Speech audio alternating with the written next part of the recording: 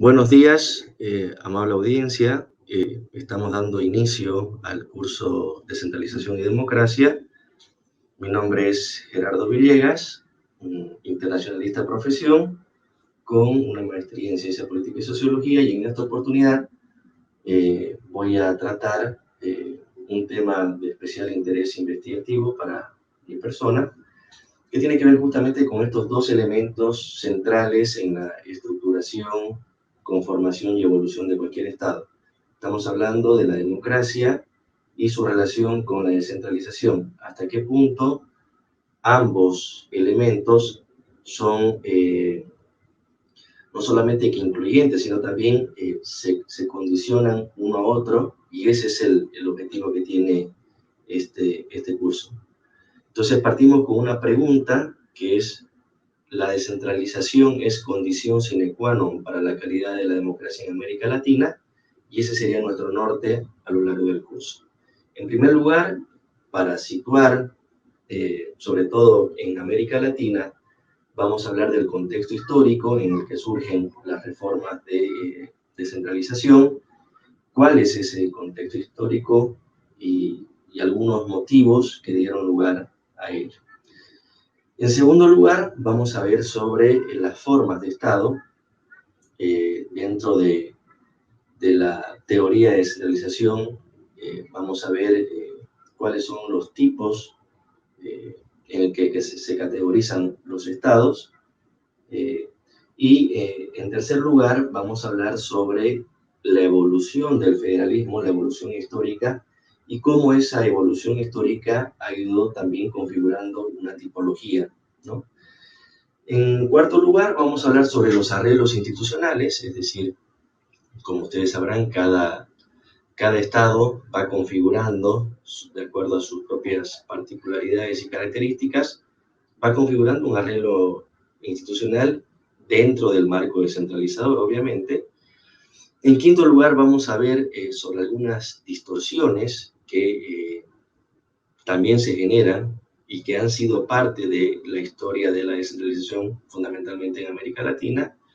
Y por último, estableciendo un balance final, algunas conclusiones que se pueden extraer de esta materia. Entonces, para situar el contexto histórico en el que surgen las reformas de descentralización, nos tenemos que situar en el último cuarto del siglo XX, ¿no? Con la recuperación de la democracia en la mayor parte de los países de América Latina y fundamentalmente en la región sudamericana. Y bueno, al mismo tiempo que se adopta o se reinstaura la democracia como forma de organización social, también van apareciendo cierto interés en acercar el gobierno a los ciudadanos, ¿no? Entonces, ese va a ser el primer motivo que dé lugar a pensar una reforma del Estado. No olvidemos que en el periodo militar autoritario, eh, el Estado había sido básicamente centralizado, las decisiones eran altamente centralizadas en un único ente. En este caso estamos hablando si es un Estado federal, del gobierno federal, y si es un Estado unitario, estamos hablando del Ejecutivo gubernamental, ¿no? Entonces, las decisiones estaban altamente concentradas en ya sea el gobierno federal o el Ejecutivo del gobierno nacional. Y de alguna manera, lo que se quería, lo que varios teóricos apuntaban, era a acercar el gobierno a los ciudadanos, ¿no? Esto también tiene que ver con reformas de ajuste estructural que se dieron, sobre todo en la década de los 90, donde bajo la lógica neoliberal y en un horizonte de racionalidad económica, el principio era el achicamiento del Estado. Y bueno, entre las reformas que generaban mayor consenso estaba justamente la descentralización, ¿no? Es decir, el aparato burocrático que se formó en el periodo anterior era no solamente ampuloso, costoso, sino que también era altamente ineficiente. Entonces, se suponía que acercando el gobierno a lo local, a los ciudadanos, podía mejorar la eficiencia y al mismo tiempo la prestación de servicios podría ser más efectiva. Entonces, ese es digamos, el contexto histórico en el que surgen digamos, los pedidos de descentralización. Estamos hablando sobre todo en los casos de países unitarios, ¿no? En el caso de países o estados federales, hay 3 casos en América Latina que se mencionan recurrentemente. Esto es diferente porque estamos hablando de otra tradición, de otra historia. Estamos hablando de Argentina, de Brasil y de México, y con algunos bemoles podríamos también citar a Venezuela. Eso, como les decía, responde a otra tradición, pero aún así, en el gobierno, en los gobiernos de facto, tanto en Brasil y en Argentina, y con el PRI en México, las decisiones también se centralizaron. Entonces esto dio lugar a, digamos, un debilitamiento de las provincias o de los estados en favor del gobierno federal, ¿no? Entonces vamos a pasar a la primera placa de la presentación. ¿Cuál va a ser nuestro norte? Responde a una pregunta que tiene que ver si la descentralización es condición sine qua non para la calidad de la democracia en América Latina. Acá están los contenidos que les mencionaba y el contexto histórico es este, fundamentalmente, ¿no? Recuperación de la democracia, por un lado,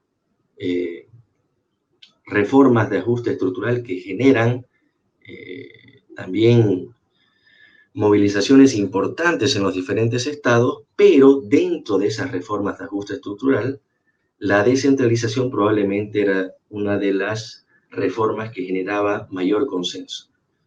Y, bueno, a partir de ello, también, como les decía, las élites políticas en el periodo anterior, sobre todo en el militar autoritario, estas élites políticas no solamente que decidían con muchísima discrecionalidad, sino que al mismo tiempo también generaron en la opinión pública un excesivo gasto público, elevados índices de corrupción y por lo tanto el Estado como un mal administrador de las empresas estatales estratégicas, ¿no?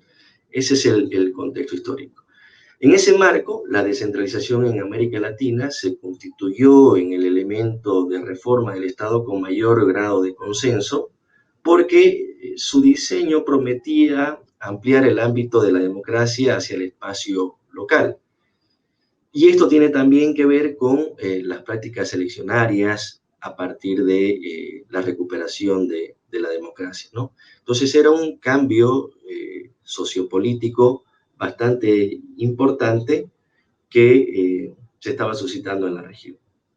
Al mismo tiempo, había digamos, una fe o una esperanza en crear un espacio público democrático a partir de la participación social de diferentes sectores y de la sociedad civil organizada, ¿no?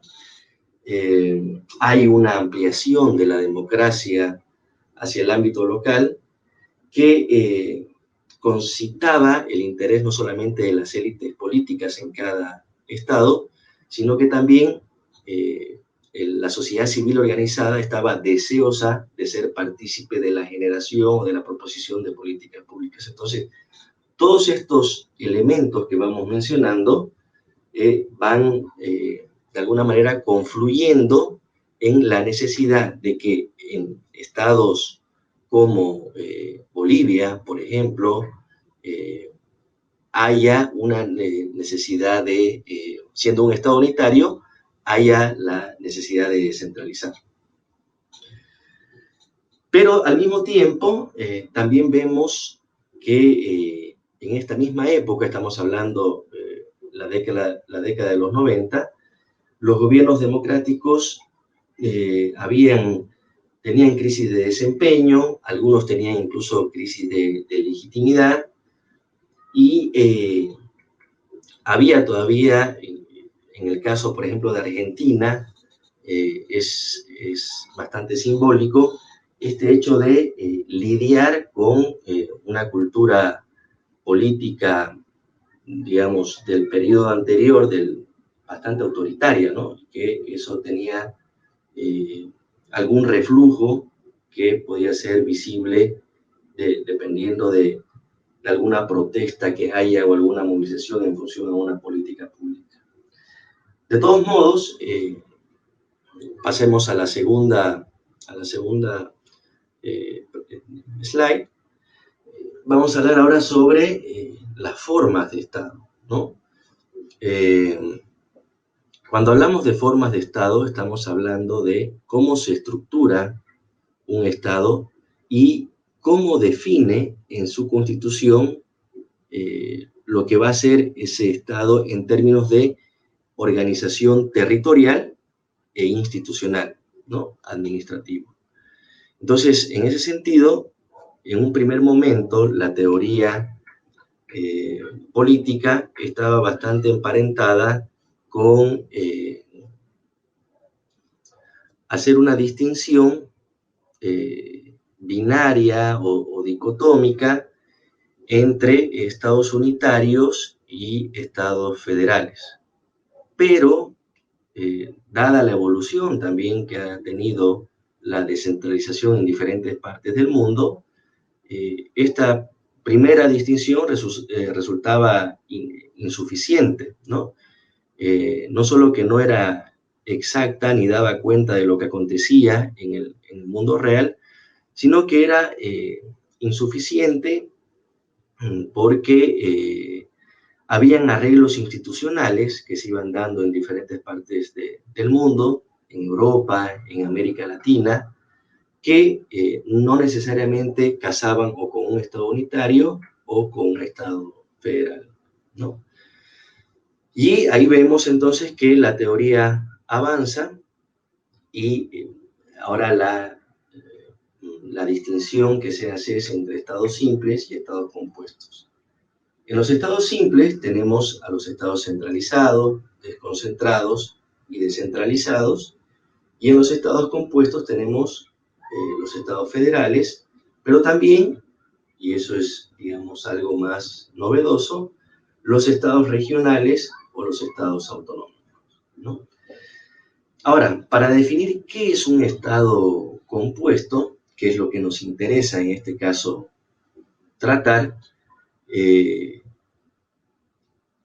el Tribunal Constitucional de Bolivia, en su Declaración Constitucional Plurinacional 001/2013, hace una caracterización sobre los modelos Estado, ¿no? Que se pueden extraer de la teoría de la descentralización. Y ahí establece 3 tipos o modelos de Estados: el Estado unitario, el Estado federal y el Estado regional. Entonces, esa es una tipología, pero si ustedes ven, responde perfectamente a lo que acabamos de caracterizar. Hay estados simples, que serían los estados unitarios, que pueden ser centralizados, desconcentrados o descentralizados, y hay estados compuestos, que pueden ser federales o regionales y autonómicos. ¿Cuál es la diferencia entre un estado federal y un estado regional o un estado autonómico? Básicamente radica en el procedimiento de su constitución. ¿Esto qué quiere decir? Que mientras en los estados federales son los estados miembros los que constituyen al Estado federal y le asignan competencias y atribuciones, en los estados regionales y autonómicos es el Estado central o el gobierno central o el nivel central, si ustedes quieren, el que transfiere atribuciones y competencias al nivel subnacional. Esa sería, digamos, la diferencia entre unos y otros, y esto tiene que ver justamente con con la constitución misma de estos países, ¿no? Ahora bien, cuando hablamos de estados unitarios, decíamos que estos pueden ser centralizados, desconcentrados o descentralizados. ¿Qué serían los estados unitarios centralizados? Bueno, son aquellos estados en los que la administración central concentra todas las facultades decisorias y no requieren distribuir su administración en el territorio, aunque pueden establecerse áreas de administración a cargo de autoridades dependientes de los mismos órganos centrales de gobierno.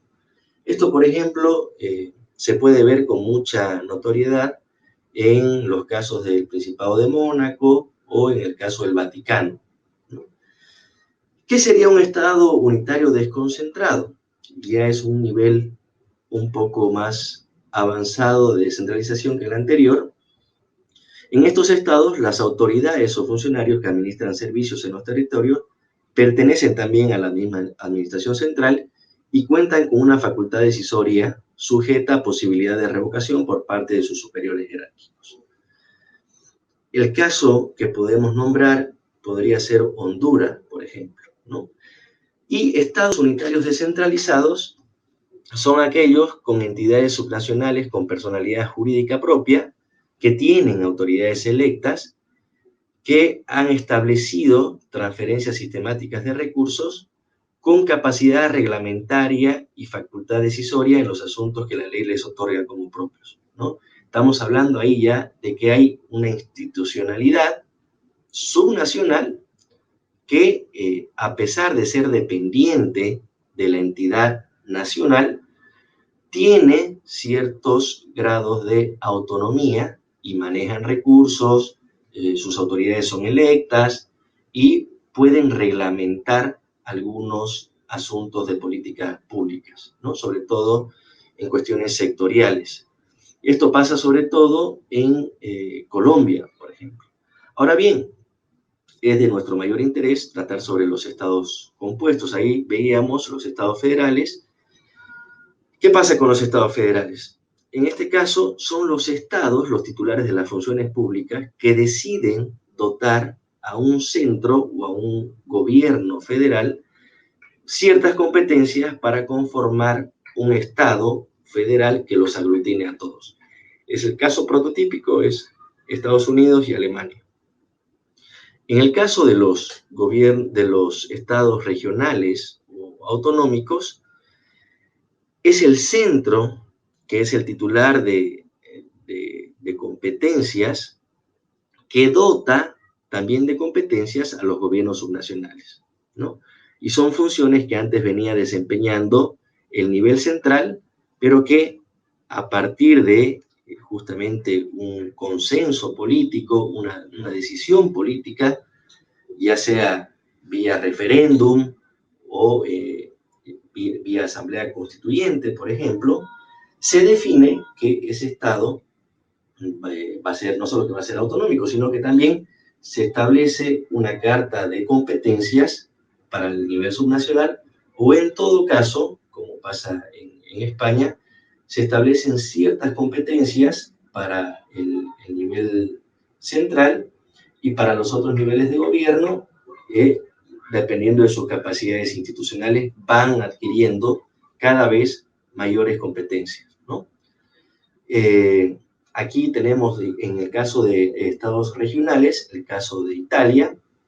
En el caso de estados autonómicos, tenemos España y recientemente Bolivia, así también como Filipinas, ¿no? Pueden ver ustedes a la derecha los países federales. Tenemos Alemania, Argentina, Australia, Brasil, Estados Unidos, India, México, Sudáfrica, Suiza y Venezuela.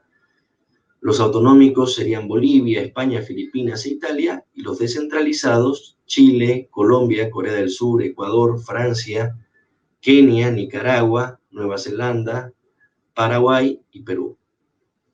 Entonces, esta es una caracterización sobre las formas de Estado, ¿no?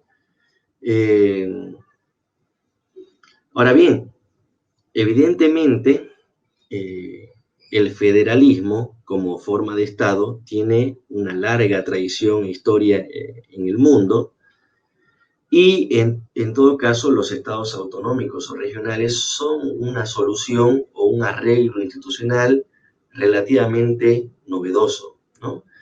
De todas maneras, y eso también es de interés de este curso, se pueden encontrar algunas características comunes entre lo que ha sido la evolución histórica de los estados federales en diferentes partes del mundo y con relación también a la evolución histórica que van teniendo los estados autonómicos y los estados regionales.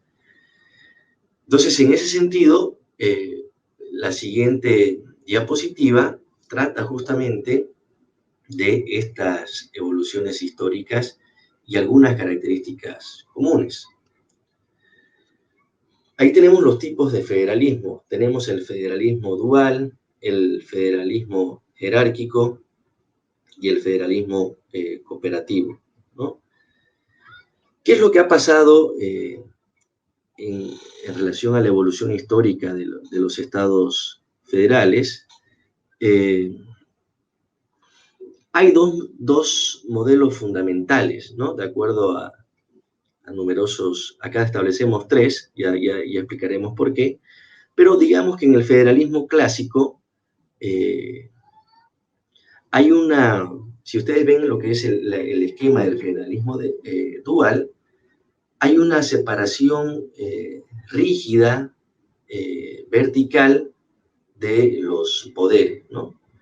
Y aquí subyace una filosofía política de lo que se llaman compartimentos estancos, es decir, existen dos ámbitos de acción de poder perfectamente delimitados y que no tienen ningún tipo de vinculación entre unos y otros. Estamos hablando acá del gobierno federal y el gobierno de los estados. Y es más, en los estados federales, el gobierno local, si ustedes quieren llamarlo gobierno municipal, se encuentra encapsulado en el nivel meso, en este caso en el de los estados. O si ustedes quieren llamarlo en el caso alemán, en el caso de los Länder, ¿no?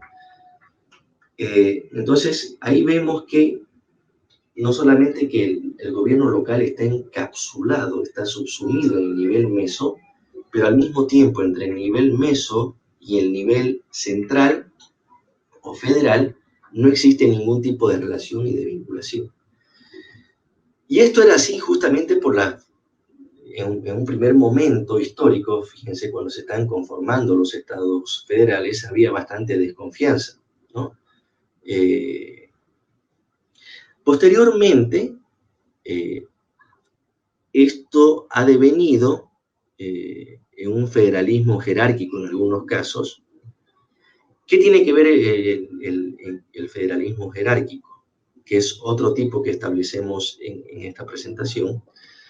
Y es que, evidentemente, en el federalismo jerárquico hay mayor vinculación entre los tres niveles, pero aún así podemos notar perfectamente que el nivel local o el gobierno municipal sigue encapsulado en el nivel meso, pero al mismo tiempo este nivel meso ya no tiene una equipotencia con el gobierno federal o con la federación, sino que está subsumido o encapsulado en la federación, ¿no? Por lo tanto, esto también se le ha llamado federalismo centralizado, puede ser llamado así también, pero en este caso es el gobierno federal que de alguna manera va cobrando mayor protagonismo en su ámbito de acción y va imponiendo políticas públicas que tienen que ver con competencias que anteriormente correspondían sobre todo a los estados o al nivel meso. Y esto tiene que ver también con los estados sociales, democráticos y de derecho, tiene que ver con la aparición o la estructuración de los estados de bienestar al promediar el siglo XX. Y claro, imagínense ustedes Estados Unidos en el New Deal, por ejemplo,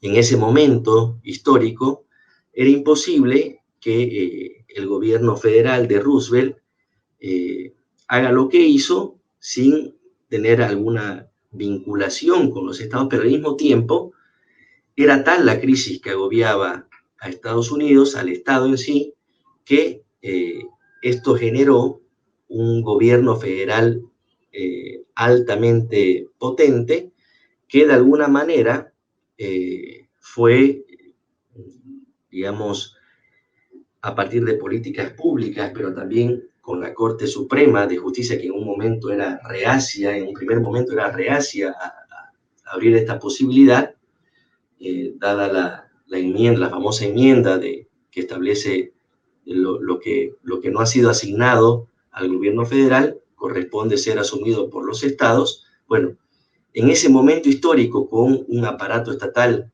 que requería de políticas públicas que reactiven sobre todo la economía del Estado, una economía bastante deprimida, esto hizo que el gobierno federal acrecente no solamente su envergadura, sino también su influencia en el ámbito de acción competencial en toda la jurisdicción nacional, digamos, ¿no? Y lo propio pasó posteriormente en Alemania, ¿no?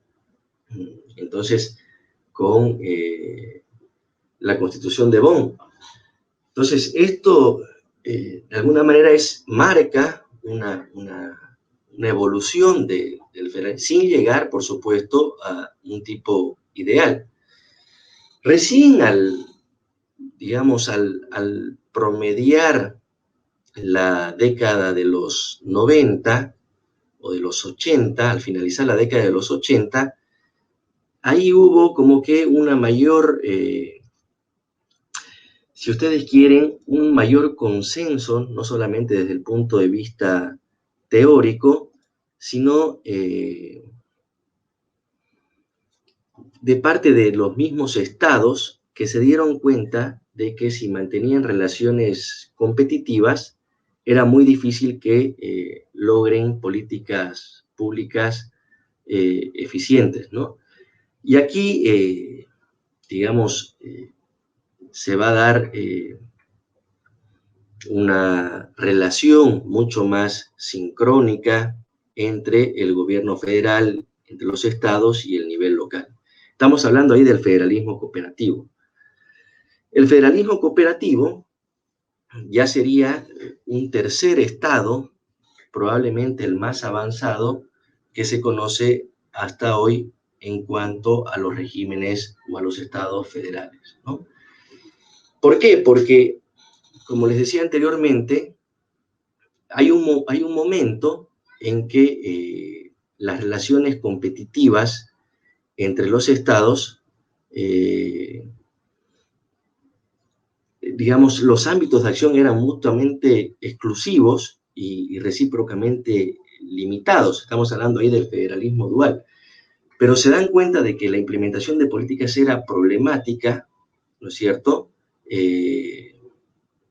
Porque no había ninguna relación, no había ninguna vinculación. Entonces, frente a ese problema, lo que, digamos, tratan de demostrar es que la necesidad de superar la rivalidad en las relaciones entre el poder central y las entidades territoriales autónomas, ¿no? Y este nuevo modelo de federalismo presupone la coparticipación de poderes y funciones entre las diferentes entidades de gobierno, entre las entidades federales y las estatales, ¿no? Y esa rigidez que había en un primer momento, o esa imposición que había en un segundo momento, ya asume otra forma, ¿no? Se da ahí empieza a haber un diálogo cooperativo, pero esta cooperación no se limita solamente a la elaboración de leyes, sino que tiene que ver con la planificación de políticas públicas, la implementación de planes, programas y proyectos, y entonces vemos que la competición o la competencia que había en un primer momento va cediendo paso a la cooperación. Y esto casa perfectamente con las necesidades que tienen, por supuesto, cualquier sociedad en un Estado, ¿no es cierto? Entonces, ahí tenemos una evolución histórica de lo que ha sido, digamos, el federalismo como un arreglo institucional en diferentes momentos históricos. Ahora bien, en el caso de los sistemas federales latinoamericanos, esto también es posible ver tanto en Argentina, en Brasil, en México, y sobre todo si ustedes quieren hacer un repaso del federalismo jerárquico o centralizado, el caso venezolano es bastante paradigmático, ¿no? Y ahí así ha habido un principio centralista que de alguna manera ha ido desvirtuando profundamente aquel modelo, pero esto también podría casarse con el protagonismo que fueron también tomando tanto en Brasil, en México como en Argentina los gobiernos federales, ¿no? Ahora bien, lo importante de hacer notar esto es que tanto en el federalismo dual como en el federalismo jerárquico está bastante claro que la relación entre los tres niveles ha sido bastante problemática, bastante difícil, no solamente competitiva. Y eso ha generado que haya un consenso cada vez mayor para, en este caso, el federalismo cooperativo, ¿no? Entonces, esto sería, con esto, de alguna manera cerramos la parte más teórica, la parte más áspera de la explicación que tenemos en el presente trabajo. Y ahora queremos hacer hincapié en los arreglos institucionales, de alguna manera las distorsiones que también se han dado en los países que mencionamos, porque fíjense ustedes, por ejemplo, en un primer momento, en Bolivia, por ejemplo, que tiene una constitución del 2009, vemos hoy en día este mismo curso en cuanto a las relaciones entre los diferentes niveles de gobierno, ¿no? Vemos que hay una relación competitiva entre el gobierno central y los gobiernos subnacionales, por ejemplo. Inclusive, dentro del mundo de los gobiernos subnacionales, hay una relación competitiva entre el nivel intermedio o meso, si ustedes quieren llamarlo así, que sería el nivel de los departamentos, con el nivel municipal, que sería el gobierno más próximo a los ciudadanos. Esto también ha pasado en España, no es una cosa que sea algo exclusivo de un caso particular, sino que tiene que ver justamente con la maduración. No es fácil implementar una organización territorial de este tipo, más aún en países que han tenido una larga tradición de Estado unitario, por un lado, pero también de gobiernos centralistas, ¿no? Entonces, ahí también implica evaluar, y eso es una de los hallazgos que tenemos en este curso. Tenemos que ver también cómo funciona el sistema político, ¿no es cierto? Estamos hablando ahí de el presidencialismo, o en el caso de Perú, por ejemplo, el semiparlamentarismo. Hay que evaluar esa arquitectura institucional, administrativa, cómo funciona. Hay que también hablar sobre los partidos políticos, cómo funciona el sistema de partidos políticos, y ello va también ligado a un aspecto fundamental que tiene que ver con la cultura política, ¿no? Y estos son elementos que tienen que ver con cuestiones más subjetivas, por supuesto, pero que de alguna manera desmontarlas es más complicado de lo que parece en un primer momento. Y esto lo digo porque en la Constitución o en una Constitución puede estar establecido que un Estado determinado va a tener esta forma de Estado. Puede ser autonómica, puede ser federal, pero aún así, más allá de que la Constitución lo diga o no, cambiar las prácticas políticas, la tradición política, la cultura política, se ha demostrado, sobre todo en la región latinoamericana, que es más complicado de lo que podría suponerse en un primer momento, ¿no? Con esto entonces cerramos las presentaciones en diapositiva. Hablábamos de los arreglos institucionales y quiero ahí, por supuesto, voy a hacer hincapié en el caso de Bolivia, que es el que más conozco. En Bolivia se da un fenómeno de que el año 2009, podrán ustedes, al margen de lo que yo vaya diciendo en esta oportunidad, podrán establecer analogías con lo que pueda suceder en otras latitudes o en otros países, ¿no? Pero lo cierto es lo siguiente: el año 2009, en Bolivia, la Constitución establece que Bolivia es un Estado autonómico, ¿no? Social, de derecho, pero al mismo tiempo, la forma de gobierno que asume es no solo que democrática, sino que también es presidencialista. ¿Esto qué quiere decir? Que el presidente es electo por las urnas directamente, ¿no? No hay un paso intermedio, si ustedes quieren, a través del Congreso, del Parlamento, de la Asamblea, como quieran llamarlo. Entonces, al mismo tiempo, la Constitución establece un catálogo de competencias para cada nivel de gobierno. Y a lo que queremos llegar es que estamos haciendo un repaso de lo que sería el arreglo institucional en un caso determinado. Lo cierto es que, a pesar de lo que plantea la Constitución en cuanto a las autonomías, en cuanto a la descentralización, se ha visto de que las prácticas políticas, de alguna manera, han perjudicado la implementación de la descentralización, ¿no? Y esto tiene que ver con una cuestión bastante trascendental, no solamente en Bolivia, sino en otras partes. Les pongo, por ejemplo,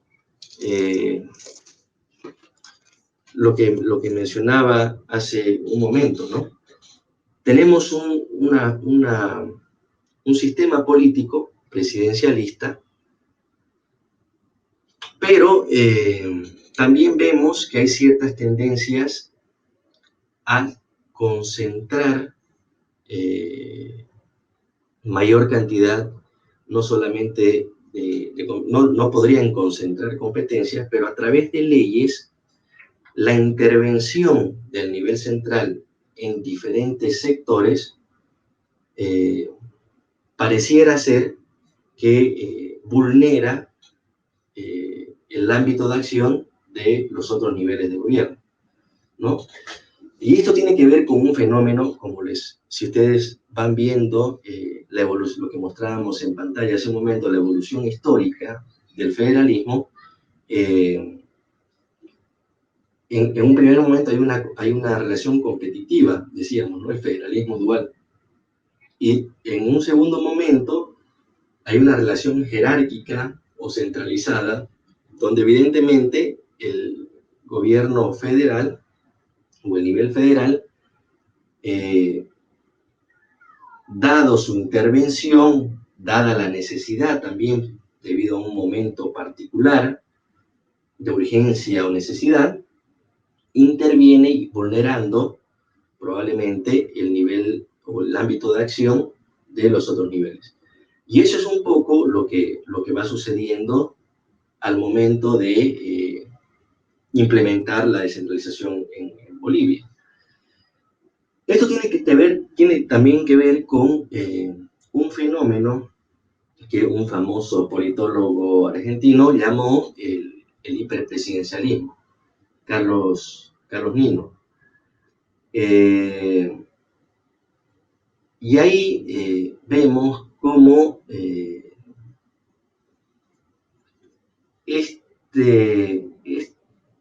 hay un riesgo democrático en ciertas tendencias hacia el hiperpresidencialismo, ¿no? Y esto, por supuesto, va a afectar a su vez el proceso descentralizador. Entonces ahí vamos estableciendo una relación causa-efecto, ¿no? Ahora bien, el presidencialismo como arreglo institucional para establecer un orden político y social fue de alguna manera ideado por los federalistas estadounidenses, por Madison, Jefferson, Jay y Hamilton. Pero en Latinoamérica, el caso del federalismo podría ser que Bolívar haya sido su principal impulsor. Una de las razones que indujo a Bolívar a decantarse por este sistema como el más idóneo fue el contexto político hostil que atravesaron los estados recientemente independizados de la corona española.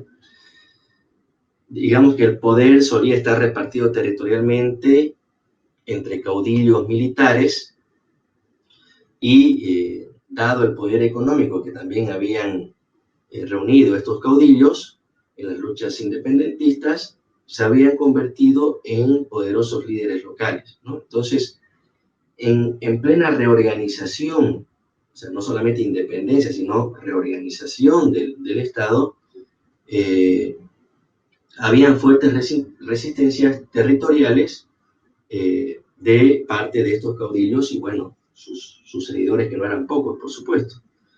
Entonces se crearon ahí una relación bastante difícil al momento de generar, digamos, un liderazgo que tenga consenso nacional y pueda llevar con menores dificultades este proceso de independencia hacia buen puerto.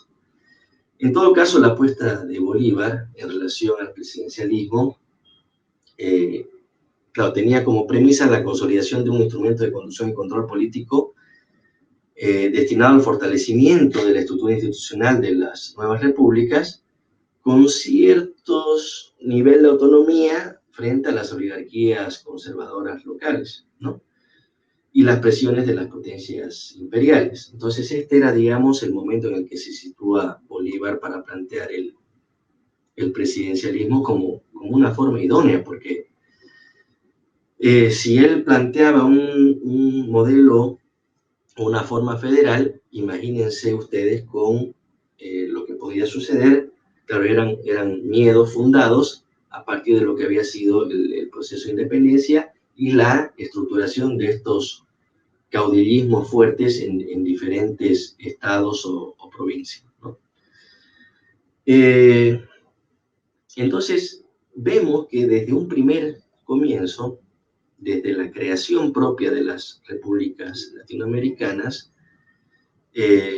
hay una cultura política fuertemente ligada a estos caudillismos, ¿no?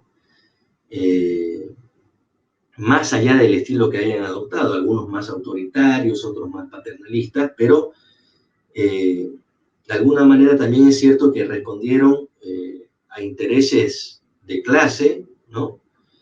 Y también a intereses externos dependiendo del momento histórico, y no así al interés general de la nación o de la comunidad política de un Estado. Esto es una verdad, pero lo que nos interesa resaltar, a pesar de las vicisitudes del presidencialismo, lo que nos interesa resaltar es que la fuerte presencia en la cultura política de los caudillismos.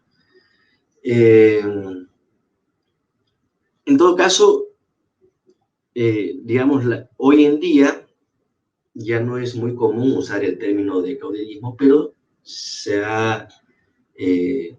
se utiliza una expresión más moderna, si ustedes quieren, con rasgos similares, que es el hiperpresidencialismo. Y el hiperpresidencialismo también tiene que ver con esto de los checks and balance, de lo cual sobre todo Madison hablaba, y mucho en el Federalista, que es de poner contrapesos al poder ejecutivo, ¿no?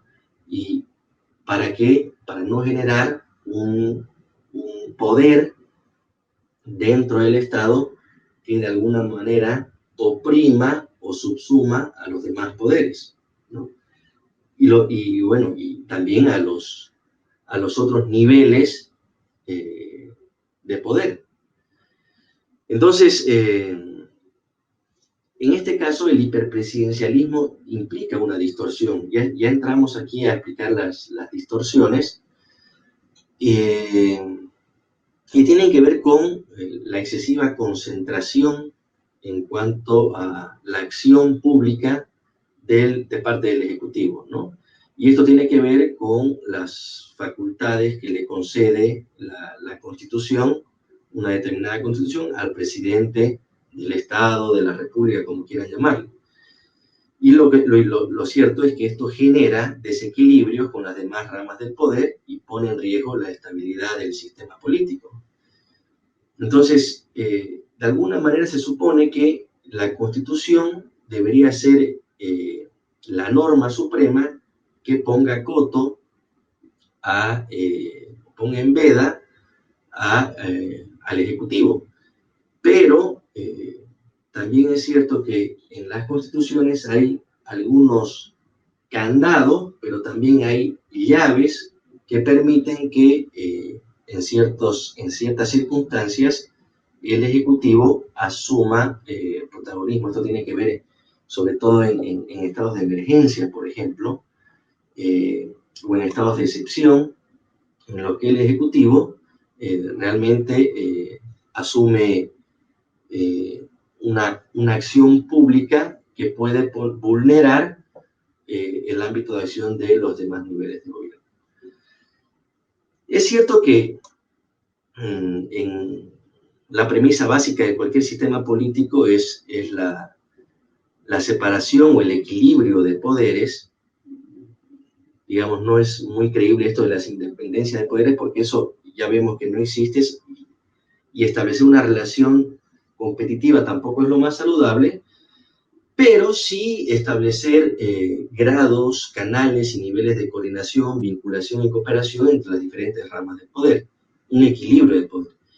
Pero el hiperpresidencialismo implica una distorsión de este esquema y una degradación también de la actividad política, porque concentra, como les decía, concentra demasiadas facultades y competencias en un nivel de gobierno en detrimento de otros, ¿no? Lo cierto es que a la hora de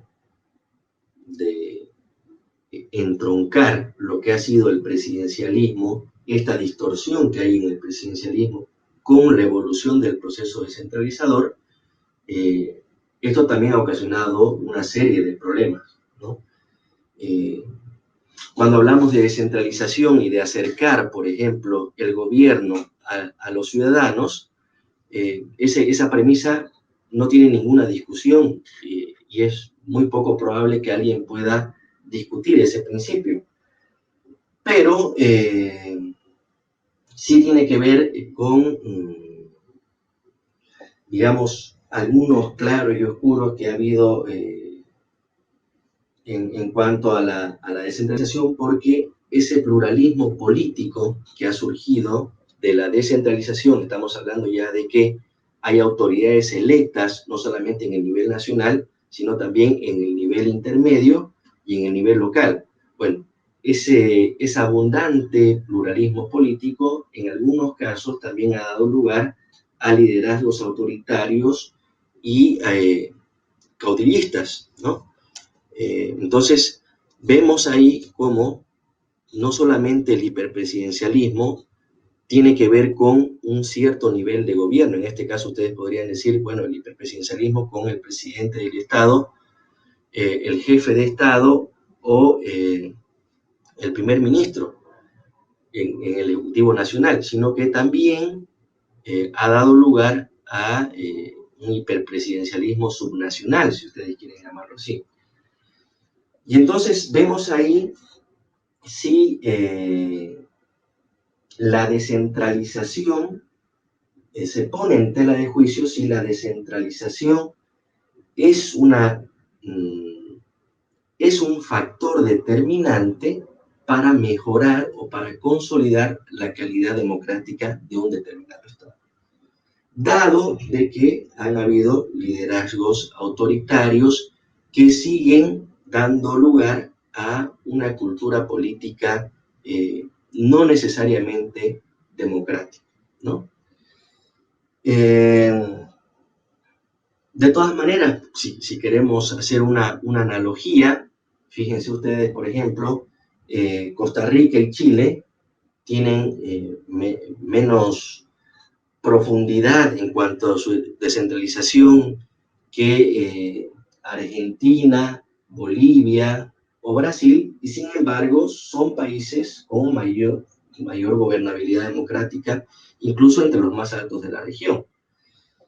Entonces acá lo que nos lleva a esto es a poner en tela de juicio si solamente nos interesamos en el arreglo institucional al que se llega, que puede ser, de acuerdo a la Constitución, un modelo, un diseño, una arquitectura, incluso ideal, perfecta, pero al momento de la implementación de este diseño institucional, va a tropezar con elementos que no pueden dejarse de lado, como tiene que ver la cultura política, el funcionamiento de los partidos políticos, las distorsiones que se presentan en el sistema político y el accountability, ¿no? El sentido de responsabilidad que tienen que tener las autoridades frente a sus electores. Entonces, estos son elementos que de alguna manera también se ven, si ustedes quieren, condicionados o que presentan incluso una problemática mayor cuando tenemos un contexto, por ejemplo, con sistemas electorales no confiables, con partidos políticos volátiles, que por ahí tienen alcance local o regional, pero digamos, no tienen alcance nacional y por lo tanto se van estableciendo partidos políticos con liderazgos muy fuertes en el ámbito local que no necesariamente entran en una lógica cooperativa con los otros niveles, sino más bien en una lógica dual o competitiva.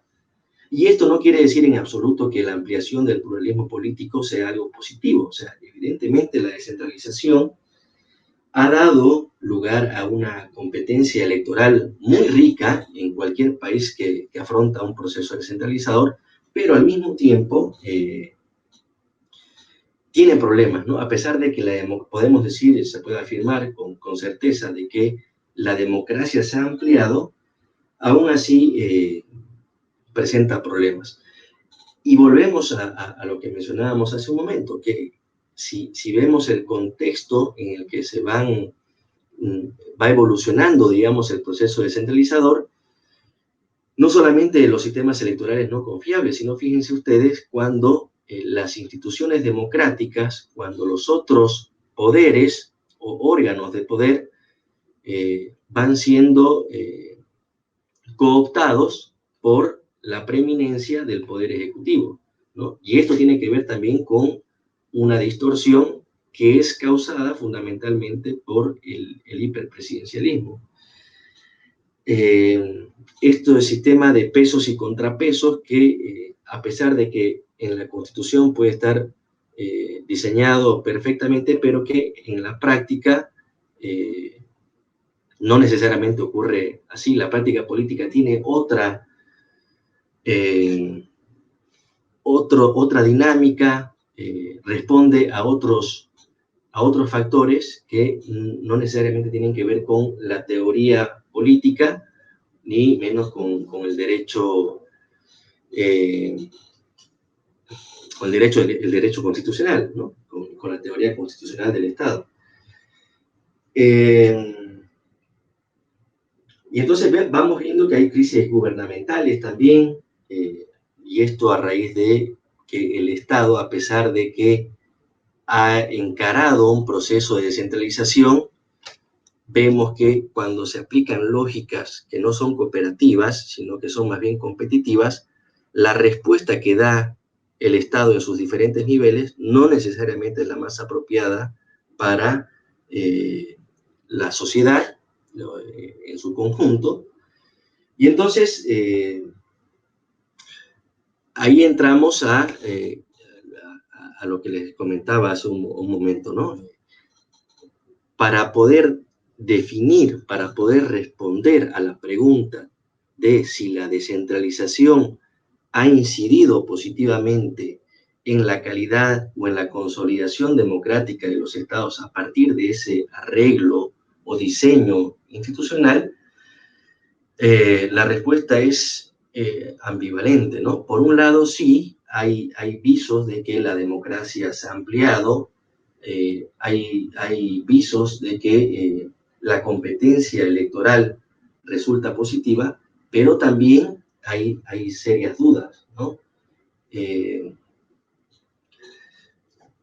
Y bueno, y entramos acá a que, por ejemplo, lo que tiene que ver con las instituciones políticas, las tradiciones, la cultura política de un Estado, y cómo ésta va mutando, cambiando o manteniéndose a lo largo del tiempo.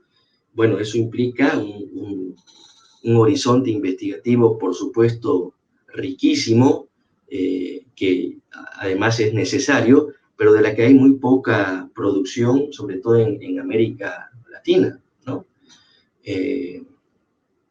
Si ustedes revisan la bibliografía que se va a presentar en el curso, podrán darse cuenta de que en América Latina se ha hecho más hincapié en seguir el curso de la evolución histórica del federalismo, pero no ha escudriñado con mucho detalle esto que mencionamos, ¿no? Que tiene que ver con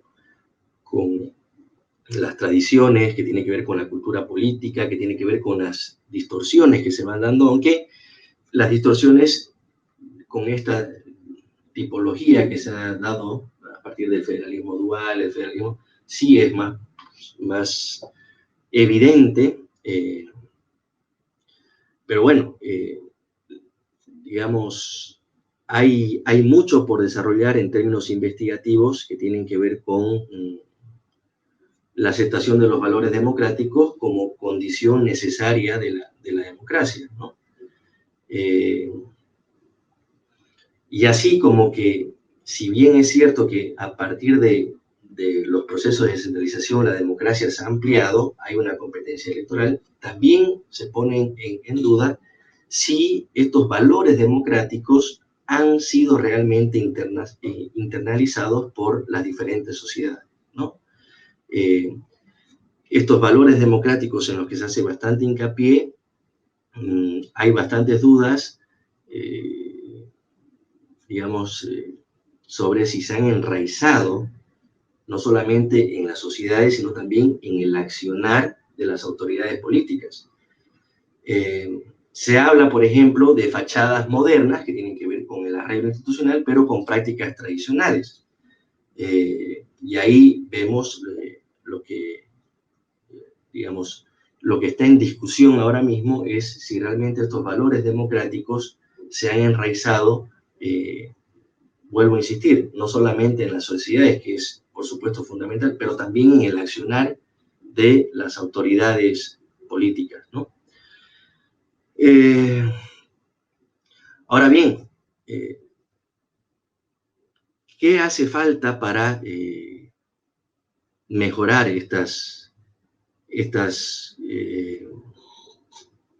esta cooperación que tiene que haber entre niveles de gobierno? Bueno, si ustedes se fijan, ya sea a través de la Constitución o a través de una ley específica, generalmente todo Estado descentralizado, todo Estado compuesto, presenta mecanismos de coordinación intergubernamental, ¿no? Es muy poco probable que, ya como les decía, es muy poco probable que o en la Constitución o a través de una ley específica no se haya contemplado la coordinación intergubernativa. Pero ¿qué es lo que ha pasado?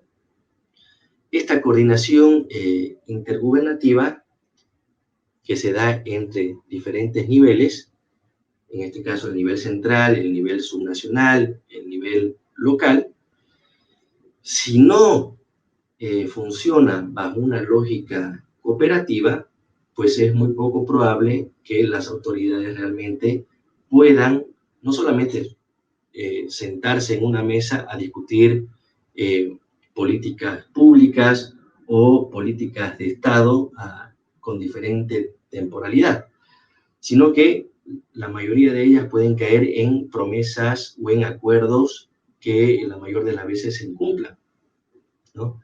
Entonces, en el caso boliviano, por ejemplo, hay los mecanismos de coordinación, la establece la Ley Marco de Autonomías y Descentralización, establece los mecanismos de coordinación con carácter mínimo, y uno de ellos tiene que ver con el Consejo Nacional de Autonomía, por ejemplo, que tiene una suerte de similitud con la Conferencia de Presidentes en España. Es decir, en la Conferencia de Presidentes en España, tanto el jefe de gobierno se sienta con los presidentes de cada comunidad autónoma y van debatiendo, deliberando sobre una serie de asuntos públicos de interés general para llegar a acuerdos y estos acuerdos implementarlos en una temporalidad determinada. En el Consejo Nacional de Autonomías ocurre algo similar. Están convocados el presidente, autoridades de nivel central del Estado, que tiene que ver con ministros, y gobernadores, que son las máximas autoridades del nivel departamental, los alcaldes, que son las máximas autoridades del nivel nacional, y las máximas autoridades de las autonomías indígenas y campesinas. Está también la máxima autoridad de la Asamblea Regional del Gran Chaco, y bueno, y conforman el Consejo Nacional de Autonomía. El problema es el siguiente, que solo este Consejo Nacional de Autonomías, fíjense ustedes, desde el 2009 hasta la fecha, solo se ha abocado a tratar el tema del pacto fiscal, que evidentemente es un tema no solamente que delicado, sino de trascendental importancia para la implementación de la descentralización. Es decir, a mí no me pueden asignar competencias si no me asignan los recursos suficientes para yo poder asumir y satisfacer dichas competencias, satisfacerlas en función del público o de la sociedad a la que me debo, ¿no? En una determinada jurisdicción. Entonces, pero esta discusión se ha abocado simplemente al pacto fiscal, a un tema redistributivo, a un tema netamente económico, cuánto tengo, cuánto me toca, y no ha habido mayor deliberación sobre otros asuntos que probablemente también tengan muchísima importancia en el proceso descentralizador. Entonces, acá vemos que vemos dos cosas en primer lugar, ¿no? Por un lado, los mecanismos de coordinación, si no operan bajo una lógica cooperativa, va a ser muy poco probable que tengan funcionalidad, que tengan algún grado de incidencia positiva, no solamente en el proceso descentralizador, sino también en la prestación de servicios públicos a la sociedad en una determinada jurisdicción. Entonces, eso es un primer... ¿Y esto tiene que ver con qué? Con que la implementación de arreglos institucionales, como es un mecanismo de coordinación, no implica la desaparición automática de lógicas y formas de gestión pública preexistentes que son prototípicas de un estado anterior que tienen que ver con esta idea de acaparar el ámbito de acción público en detrimento de otros ámbitos, de otros niveles, ¿no? Y entonces se da una coexistencia ahí entre lógicas y prácticas en medio de un diseño institucional absolutamente moderno, de avanzada, pero con lógicas y prácticas totalmente anquilosadas y tradicionales. Entonces, es probable que se requiera de tiempo y voluntad política, sobre todo, para ir cambiando estas lógicas en la administración pública que perviven tanto en las entidades del nivel central del Estado como en las reparticiones de los gobiernos autónomos, ¿no? Otra cosa que es también muy evidente tiene que ver con la coordinación intergubernativa, que ha estado permanentemente mediada, tamizada por intereses sectarios y partidocráticos que dificultan la implementación de los acuerdos a través de planes, programas y proyectos. Es decir, volvemos a esta lógica dual, competitiva, más aún cuando las autoridades no asumen que son autoridades de Estado, sino que siguen respondiendo a intereses partidarios, ¿no? Bueno, las relaciones, hasta el momento, las relaciones intergubernativas entre los diferentes niveles de gobiernos ha primado una lógica totalmente competitiva antes que colaborativa, y esto tiene que ver con una confusión de la gestión pública al momento de establecer acuerdos, al momento de deliberar y de propiciar políticas públicas que tengan un impacto real en la democracia, ¿no? Bueno, también vale la pena acá señalar lo que hace un momento decíamos. Aparentemente hay esta permanencia, lo que Bourdieu llamaba el hábitus, ¿no? Que es las disposiciones, las prácticas, ¿no? De cómo, en este caso, ya sea una persona o un colectivo, presenta disposiciones, actitudes y prácticas, acciones que tienen que ver con una idea del mundo, ¿no? O sea, y estamos hablando de que un hábitus, por ejemplo, no es algo meramente casual o fortuito, es producto de una larga historia socialmente construida por medio de imposiciones, tiene que ver con esquemas mentales inclusive, así lo plantea Bourdieu, que dan lugar a un consenso tácito alrededor de un conjunto de ideas que ni siquiera se cuestionan, ¿no? Algo así como una doxa. Y entonces, en este caso, en la gestión pública, vemos que estas formas tradicionales siguen oprimiendo como una pesadilla, siguiendo parafraseando a Marx, el cerebro de las autoridades electas, ¿no? Y lastimosamente, esto, por supuesto, es un óbice para el avance del proceso de descentralización, pero también un perjuicio tremendo para la calidad democrática al momento de establecer políticas públicas, ¿no? Finalmente, quiero referirme a hacer un balance sobre el curso. Podemos decir, en primer lugar, que la descentralización ha servido o ha permitido para que las democracias latinoamericanas legitimen gobiernos que anteriormente eran gobiernos autoritarios, gobiernos de facto. O sea,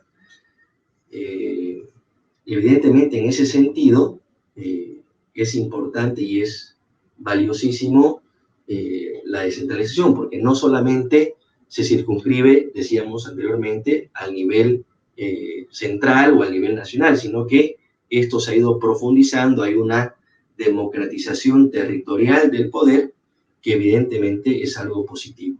Ahora bien, afirmar como una relación automática o mecánica de que la descentralización ha servido para la consolidación democrática o para la calidad democrática, si ustedes quieren, es algo que no puede ser respondido de manera tan superficial. Como les decía anteriormente, hay elementos hay factores que necesitan ser revisados, que necesitan ser estudiados, por supuesto con algún grado de objetividad, y que tienen que ver con la cultura política, el arreglo institucional, el funcionamiento de los partidos políticos, las tradiciones que tienen que ver, por supuesto, con la cultura política, las tradiciones en la forma de gestión pública, más aún si se trata de un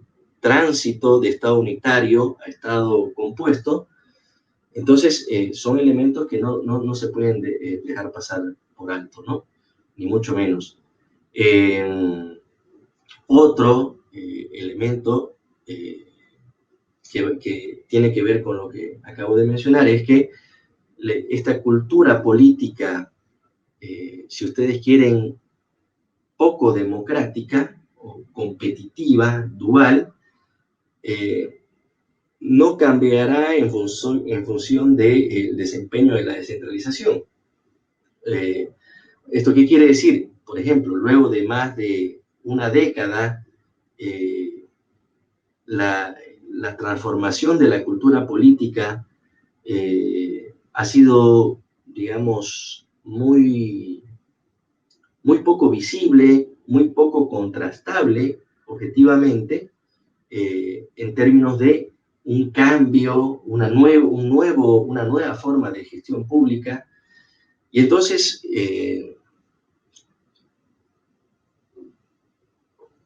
realmente ahí podemos encontrar una beta de investigación altamente importante y que definitivamente está condicionando no solamente el proceso, la evolución del proceso descentralizado, sino también está afectando la calidad de la democracia en un determinado estado.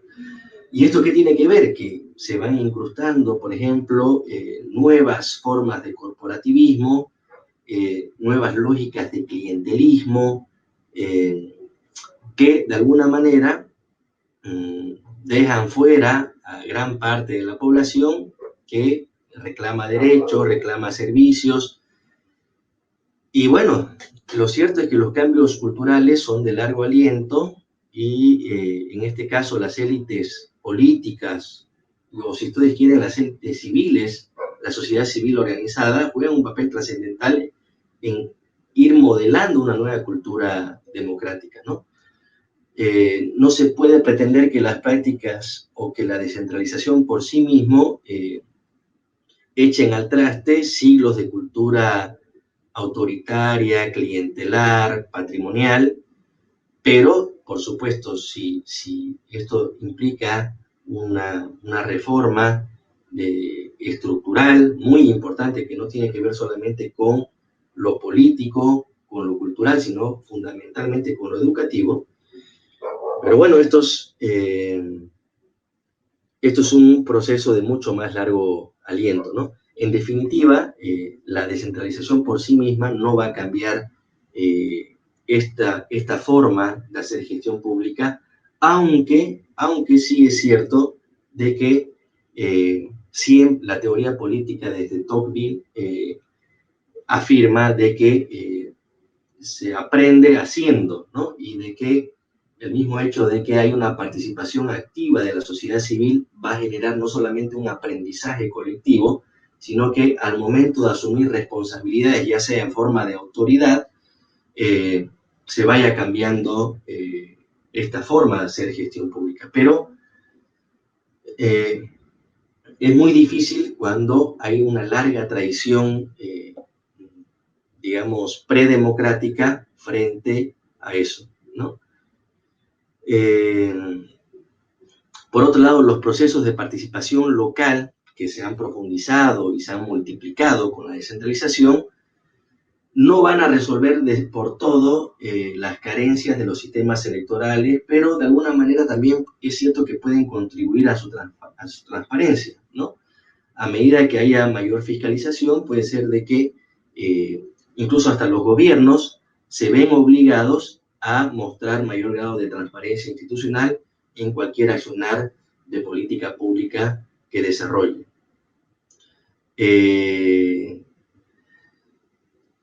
Algo que tiene que ver con la calidad democrática, bueno, hablábamos de esto de los proyectos nacionales de bienestar, ¿no? Como en Estados Unidos y en Europa, la relación entre las reformas de descentralización y la consolidación y la calidad de las democracias se ha visto que es contingente, ¿no? No se deben esperar impactos inmediatos. En todo caso, es más conveniente plantearlo en términos de pregunta o de cuestionante, como decíamos, si realmente la descentralización incide o es condición sine qua non para la calidad democrática en un determinado Estado.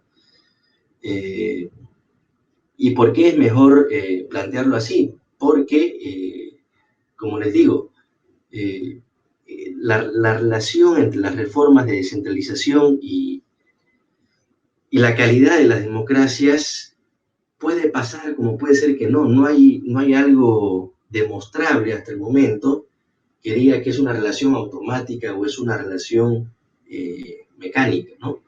Lo que sí es inevitable es que cualquier proceso descentralizador, y esta sería, digamos, una de las grandes conclusiones que podemos sacar, es que cualquier proceso descentralizador requiere cambiar las lógicas de gestión pública, cambiar esa cultura política predemocrática, no solamente para generar una evolución positiva del proceso en sí mismo, de que el diseño institucional funcione, que vaya siendo perfeccionado a medida de que haya mayor vinculación entre los niveles de gobiernos, que haya mayor cooperación entre los niveles de gobierno, y eso va a ser, si sucede eso, va a generar un impacto positivo en la calidad democrática de los estados.